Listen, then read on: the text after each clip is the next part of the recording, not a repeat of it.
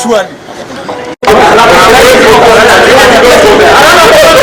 you working for Arama or you're working for Kenyans?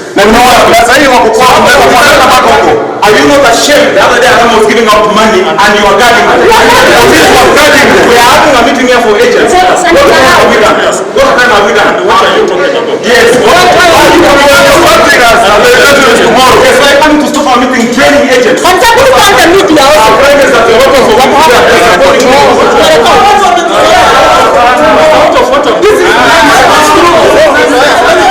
this is nonsense. Yes, let them provoke us. We will let them take it. Yes. Arama is working with the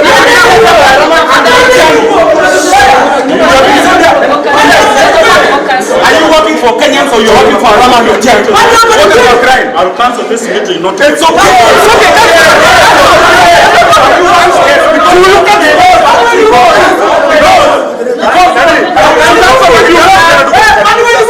Let's not mess up. This is a high-risk meeting.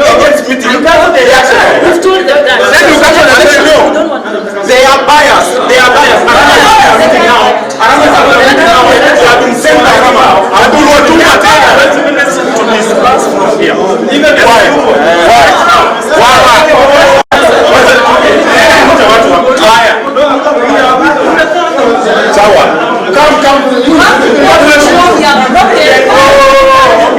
So we are not going to disperse. We are not dispersing.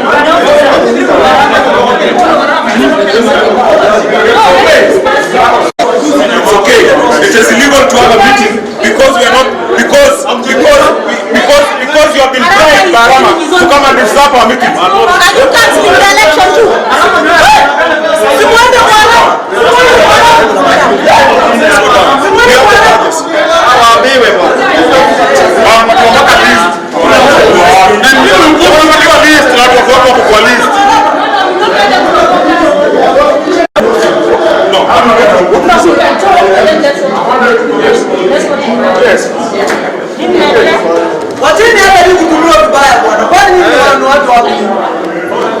It's okay. Well, let's ready for the illegal to have agents.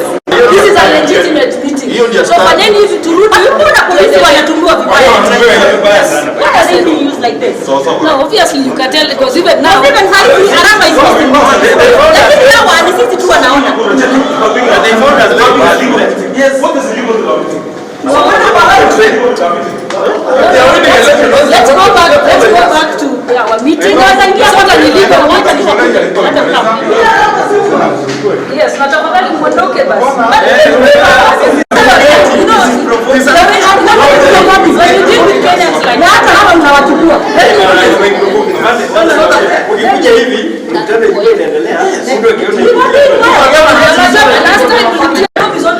If we have a threat to public order, isn't it? And right now there was no threat to public order until you came. What is going on about that? What's going on about that?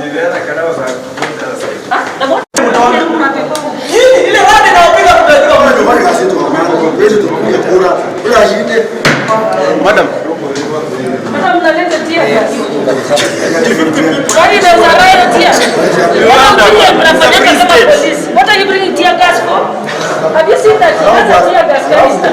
Why you're coming to a room there to come and throw tear gas on us? What have we done wrong? No.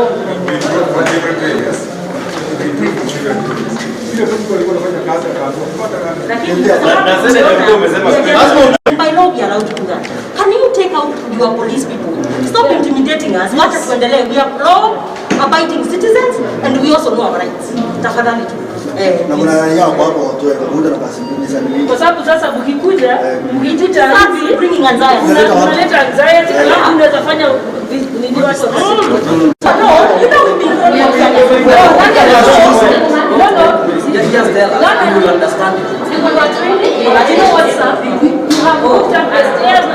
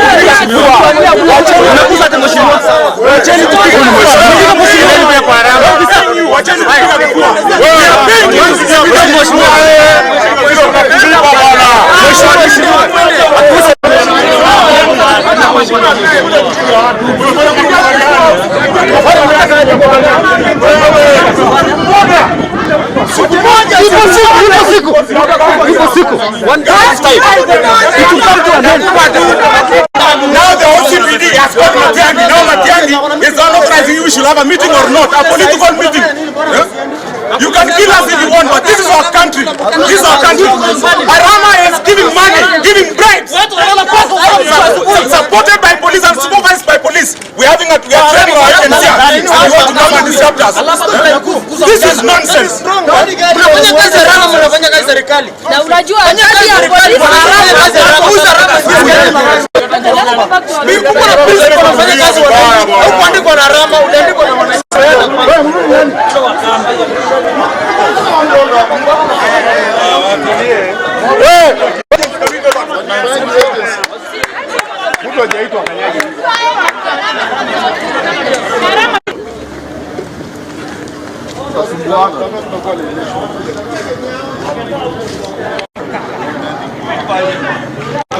Nine 6694. Goja. 22 19 99 99 66 94.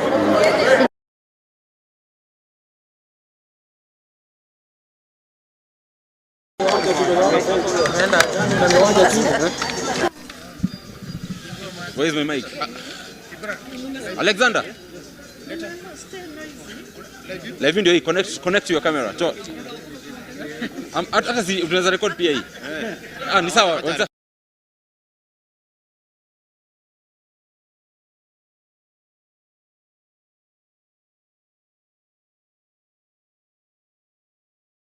The morning.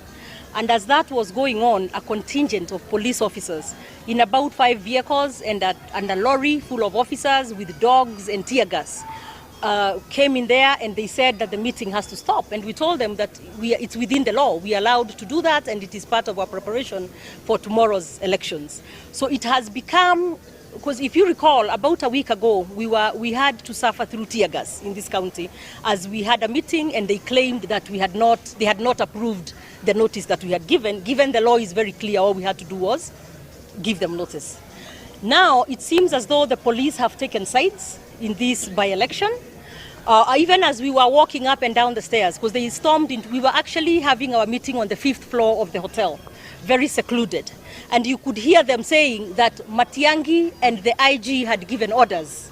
And you could hear them calling and saying that they were calling Matiang'i because he's saying that they must do whatever it is they were sent to do, which was to stop our preparation of our agents. Now, my only thing that I want to say to these police officers here, tomorrow, and to IEBC actually, tomorrow we expect a fair and free election process. We expect democracy to be given, we expect them to give way to democracy so that the voters of London can decide who they want to vote for, decide who their MCA becomes without intimidation by the police, without the police trying to become political in, obviously, which is very clear, trying to get one candidate elected over another. So what we are saying to the police force is your work is to provide security tomorrow, not to come and help one party or one side or one party have a leg up. We saw just last week the police supervising the bribery of voters in London ward at Arama's house. And I have called upon IEBC to also tell us, since that clip was circulated all over the media and we send it to them, what actions have they taken when it's so blatant that voters were being bribed with police in their uniform standing there and supervising the bribery? So we are saying tomorrow to the police officers, we expect, Matiang'i also, you need to step out of this process. The IG of police, you know your work and the law is very clear. You are not political officers. You need to stop being political. You need to stop using the police to do your job of getting a certain candidate elected. The people of London have made their mind up, and I am sure that they will make their will done or their will felt at the ballot. So we shall be here, we shall not be intimidated, but we are calling upon the police to behave in the way that the law expects them to behave. Otherwise, in the future, they will carry their individual burden. Thank you. I think this is a very sad time in Kenya, because the reason why the 2010 Constitution made the National Police Service an independent body, independent of the executive. But now we are seeing a situation where the executive is directly interfering with the police and using the police not to protect citizens and to maintain law and order, but instead to come and take away our democratic rights.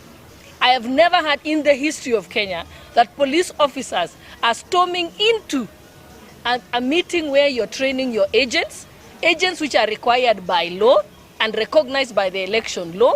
In fact, IEBC expects us to give them appointment letters, copies of appointment letters of our agents and badges for them. And that's exactly what we are doing today. In fact, you cannot have free and fair elections if you don't have agents participating and representing a political party in an election. So for the police to be used to come and break it. And I dare the OCPD of Nakuru, yes, Nakuru Town West.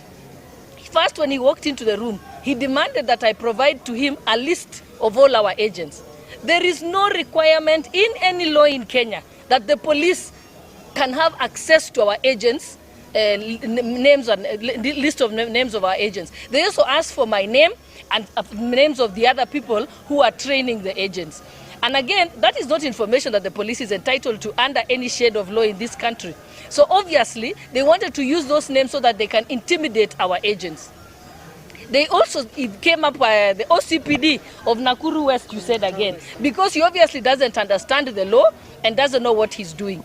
Because he even went on to tell me that now that we have established you're in a training of agents, the other offense that we are supposed to have committed is that we should have been holding the training in Nakuru Town West instead of having it in Nakuru Town East. Again, we can train our agents anywhere. We can train our agents in Nairobi, we can train them in Eldoret or America for that matter. There is nothing preventing us or prohibiting us to do it. So when we reach the point where police are creating their own laws and enforcing them, and that same OCPD came to our peaceful meeting, training, they walked in and he was carrying 2 tear gas canisters, yet there had been no fracas there. So why was an OCPD carrying canisters? And then after that he told us he's giving us 20 minutes and we should break up the meeting, and he was carrying 2 canisters. By the time it reaches a point where an OCPD is carrying tear gas canisters, and he's not an anti-riot police, and neither were they deployed, because we didn't have a situation of any violence at that place. So it is unfortunate. We are pleading with the Inspector General of Police to please refuse to be misused, because you're an independent office.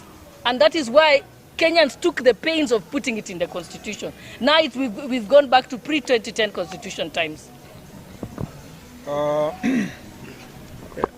It's definitely clear to us that the policemen are under immense pressure, and they told us as much, that they are under immense pressure to assist one of the candidates in their own words, so that the Mukubwa does not become frustrated to win.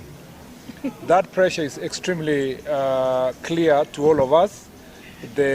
Although the OCPD came to us with canisters, he was always on call in Nairobi, and we are told that the CS Matiang'i, he has been told in no uncertain terms that he must do everything possible, using all powers bestowed upon the office of the CS, and to ensure that they tilt the results of tomorrow in favor of a candidate whom they know for sure that he has lost. So our friends are sensing defeat. They must accept the decision of the people. We call upon the people of London Ward to come out in large numbers without any fear or favor, because it's becoming so clear that their voice is very important, and that some people are panicking because of their voice. And we believe that victory is ours tomorrow. There should be no reason for fear. We have identified the culprits. There are a few persons in our office, the CS Matiangi, IG Mutiambai, and a few officers. They are frustrating here in the county, including those who are in the county administration, the DCCs, particularly the one in Nairobi, Nakuru Town West. There are very few. We have captured their names. We know what to do with them after this tomorrow. They will face the full force of the law, and they will be individually responsible. And when we say individually responsible, I want to remind my friend Matiangi that the things he's trying to do now will follow him even after office. And we have a system. We appreciate our friends from the civil society and other agencies who are busy documenting the human rights violations, which have been shared both to government offices, including PPOA, but also to international community. We want to thank our friends in the international community who have been in touch with us, and I've gladly received all the messages and information we've given them, and we know that at the right time, international agencies are going to deal with the things we've said. Kenya is now a member of the UN Security Council.